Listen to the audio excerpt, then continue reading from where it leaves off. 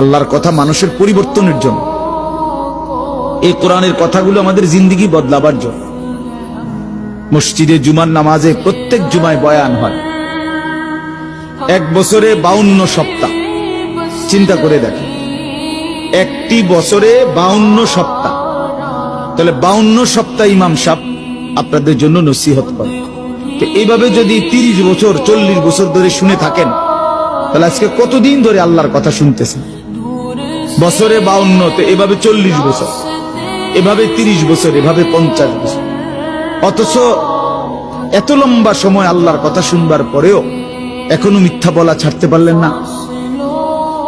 এত লম্বা সময় আল্লাহর কথা বলা শুনবার পরেও বিড়ি সিগারেট খাওয়ার অভ্যাসটা ছাড়তে পারলেন না। এত লম্বা সময় আল্লাহর কথা শুনবার পরেও চা দোকানের আড্ডা বন্ধ করতে পারলেন না।